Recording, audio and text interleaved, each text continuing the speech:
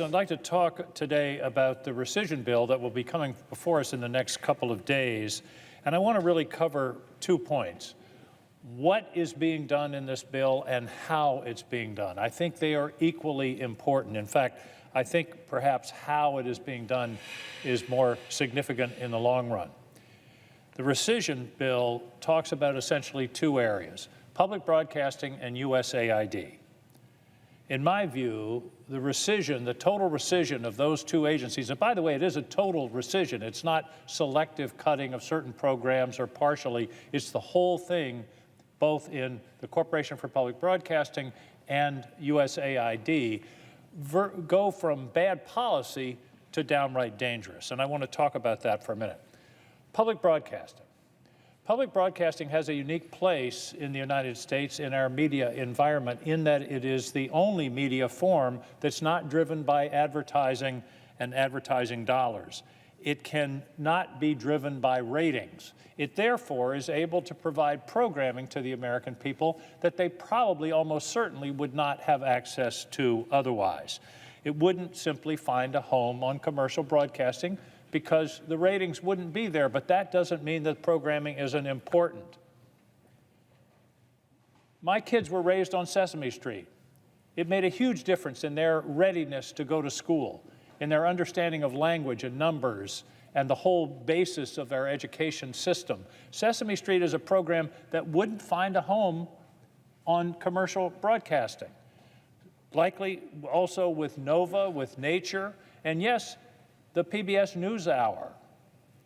The news business today has become more entertainment because it's based upon advertising and attracting viewers, and therefore is more insightful, and I don't mean, I mean that C-I-T-E, not S-I-G-H-T, more inciting to people's anger and unrest in order to keep them viewing, whereas the PBS NewsHour is pretty much straight news. It wouldn't get the ratings on MSNBC or Fox News.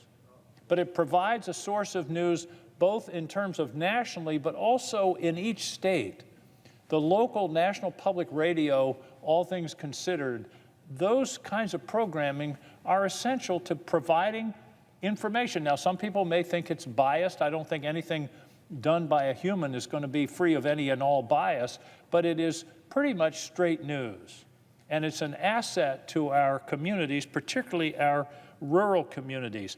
And by the way, this isn't where we have federal dollars that are supporting all of these initiatives.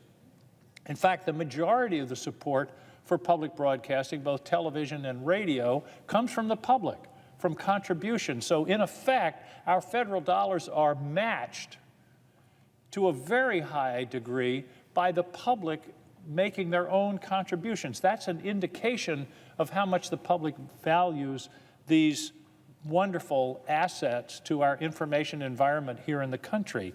And to cut off federal funding is just, it's an essential piece of the funding. A lot of it goes to the local stations.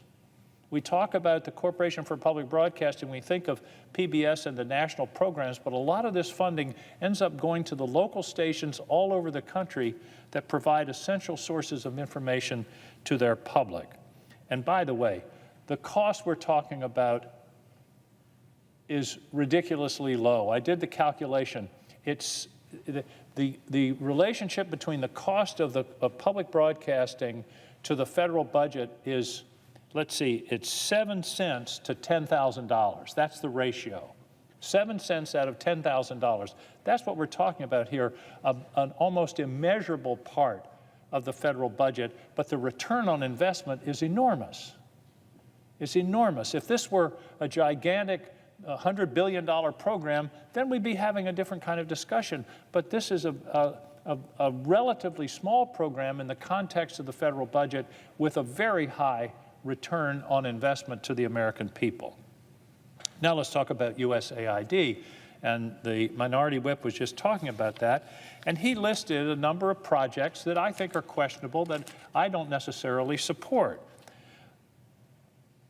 But the USAID is an essential part of our foreign policy to help to stabilize unstable parts of the world, to extend America's soft power, to build America's brand, and yes, to do some very essential projects. For example, in PEPFAR, which is an initiative of the George W. Bush administration involving AIDS, the estimate is that that initiative, since its beginning in 2005, has saved 25 million lives. 25 million lives were saved by that program that will be destroyed by this bill. Now, you can't tell me that that's having that level of benefit to the people of the world does not redound to the benefit of the United States, the sponsor of the initiative. Same thing with malaria. The estimates are that the malaria program, which goes back to, I believe it was the Obama administration, has prevented 1.5 billion cases of malaria, which is a real plague in many parts of the world, and saved 11 million lives. Just those two programs together, those two USAID projects, have saved 36 million lives, and we're talking about cutting them off. That's not only bad policy, it's cruel. It's cruel, and it undermines the credibility of this country. Now, of course, foreign aid has a lot of benefits aside from the ones that I've just outlined. And by the way, if the Congress and the administration wants to cull the programs and say, we don't think this one is necessary, this is not a good expenditure of the people's money, that's fine. But that's not what this bill does. This bill throws out the beneficial baby with the questionable bathwater. It is a total abdication of America's engagement with the world. Vaccination campaigns, food security, nutrition programs, disaster response, refugee support. This aligns with our American values. And as I say, it's a relatively small part of the budget. It helps to stabilize fragile states. It cuts the risk of extremism and terrorism and conflict. And James Mattis put it best. General James Mattis, one of the most distinguished military officers of our time, said, if you don't fund the State Department fully, then you're going to have to buy me more bullets. That puts it most succinctly. You're going to have to buy me more bullets because the programs of USAID tend to stabilize the world and mitigate the tendency toward extremism and violence. And since we have started to gut AID, which was one of the first actions of this administration back in January and February, China has stepped into our shoes. I'm on the Armed Services Committee and the Intelligence Committee, and I have seen and heard testimony that China is basically stepping in where we're walking away. We are handing Africa and Latin America to the Chinese, in some cases to the very programs that we were sponsoring. They're the ones that are now engaging with local governments, local leadership, getting the credit for helping with these kinds of problems across the world. We're giving away the goodwill that is part of the American brand. We're giving away the opportunity to build alliances, to strengthen our influence, especially in competition with regimes like China and Russia. It also creates markets for U.S. goods and the U.S. economy. A significant share of the foreign aid ends up going back to businesses and NGOs here in the United States, so it actually contributes to our economic development. Countries that are receiving this U.S. aid end up being partners and customers of U.S. goods, products, and services. I mentioned it saves lives. It aligns with our values, and there's nothing wrong with talking about values. That's a part of what we should be doing. USAID is doing important work all over the world. I've met with USAID people in Kabul, Afghanistan. I met with them in Jordan, where they're working on a water desalination project that will literally save Jordan. Jordan is a country that has no water, and they're facing a tremendous crisis. And one of the projects that they're relying on is a very large water production facility supported by USAID. That's the kind of project that I think we need to continue. And again, I would not say that every single project they have sponsored is what I would have agreed upon. That's our job as oversight bodies, to take a look at the projects that are being sponsored. The administration can also do that, and they can then cull the projects that we don't think are a useful expenditure of the government's money, but of the people's money, but not the wholesale destruction of an agency that's critical, I believe, to the foreign policy of the United States. So that's the picture on these rescissions. I believe the more important question, though, Mr. President, as I mentioned, is how this is being done. The question is, who has the power in our government over appropriations? That's the fundamental question. Where is the power over appropriations, where the federal dollars go? The answer to that question, of course, is the Congress. Article 1, Section 8, the Congress has the power of the purse. The President can submit his budget, and he can submit a budget that zeroes out AID, that zeroes out Corporation for Public Broadcasting. But then the way the process works is we have hearings, we have meetings with the Appropriation Committee, the appropriators meet and decide and discuss and debate and come to the floor with a bill that represents the consensus of those on the Appropriations Committee, and then we consider it here. This process that we're talking about here, this rescission process, turns the whole thing upside down. It basically says the administration can decide programs that are going to go away, and you can take it or leave it, Congress. And I believe that it shreds the appropriations process. The Appropriations Committee, and indeed this body, becomes a rubber stamp for whatever the administration wants. The deeper problem, Mr. President, is I believe this is another step in Congress's abdication of its constitutional authority, which has dramatically accelerated since January. The war power, Article 1, Section 8, an express power of the Constitution.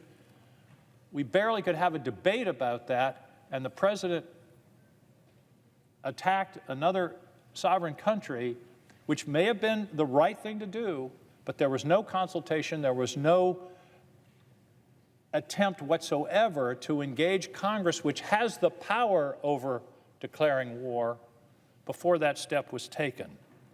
Foreign trade, again, foreign trade, trade among nations is the term in the Constitution, is expressly delegated by the Constitution to the Congress. And the Congress has delegated some of that authority to the President, to a President, any President, under emergency circumstances. But this President has expanded emergency to mean just about anything. We learned this week that he's talking about a 50% tariff against Brazil because he doesn't like the way the current government is treating the prior president. Has nothing to do with trade, has nothing to do with the trade deficit, has nothing to do with tariffs. It has to do with something that the president individually doesn't like. That's not the way the system's supposed to work. The up and down roller coaster that we've been on with regard to tariffs is a perfect example of why one person shouldn't have this authority. This should be something that's done thoughtfully and systematically here in the Congress under Article 1, Section 8, to debate and decide what appropriate tariff levels there are across the world, and not this helter-skelter, up and down, changing every other day, that has not only already, we have reports today, affected inflation in this country and brought it up, but has also created enormous uncertainty both in our markets and across the world. And then finally, we see the power of the purse, Congress's fundamental responsibility. And by the way, Mr. President, as I talk to my colleagues, particularly my Republican colleagues, about this issue over the last several months, one of the common refrains is, don't worry, we don't have to buck the president because the courts will take care of it. The courts will take care of us. They'll protect us. Well, that ain't happening.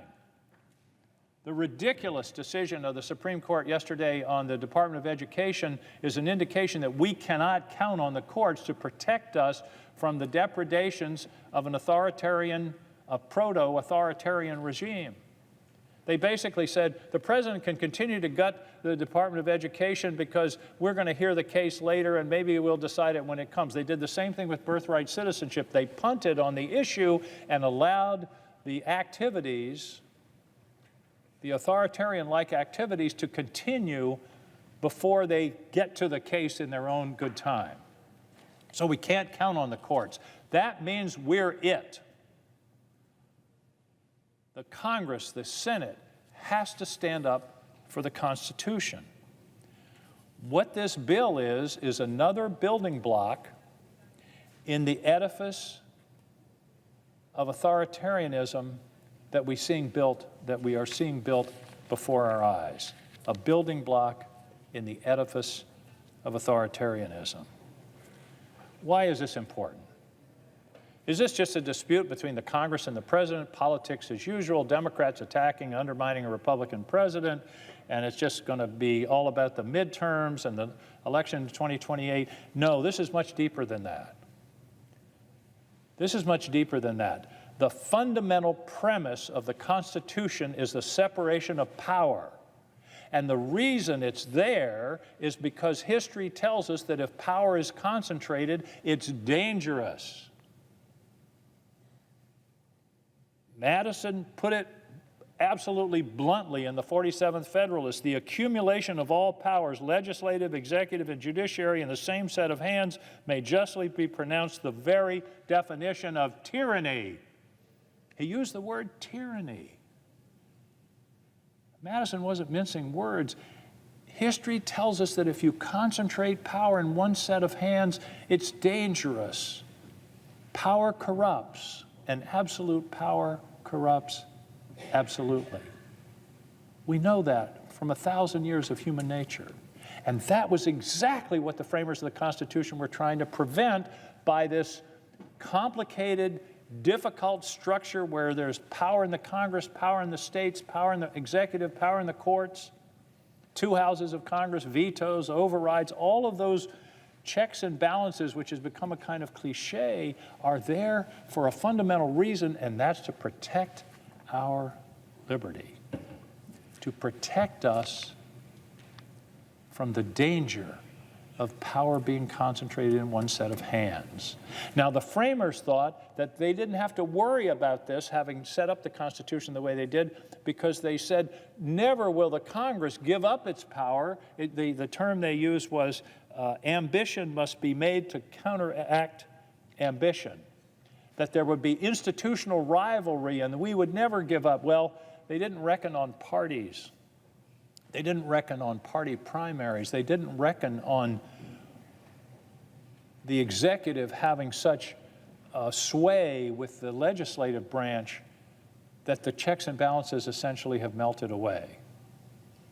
So this bill is important because of the merits, as I talked about the danger of wiping out USAID and all the good it does in the world and the good it does for our country, and also wiping out public broadcasting and all the good that it does, the irreplaceable good that it does for the people in the United States. But it's also more dangerous than ever because it's one more step, as I mentioned, in the breakdown of the fundamental constitutional structure that says power must be divided, because if it's concentrated in one set of hands, and I don't care whether it's Donald Trump or the Archangel Gabriel, it's dangerous to have the power in one set of hands. That's how we lose our liberty. Again, Madison, when the legislative and executive powers are united in the same person or body, there can be no liberty. Mr. President, we must listen. We must listen to history, to the people that brought us here, the people that brought us this government, the geniuses that formed this structure to protect the liberty of the American people.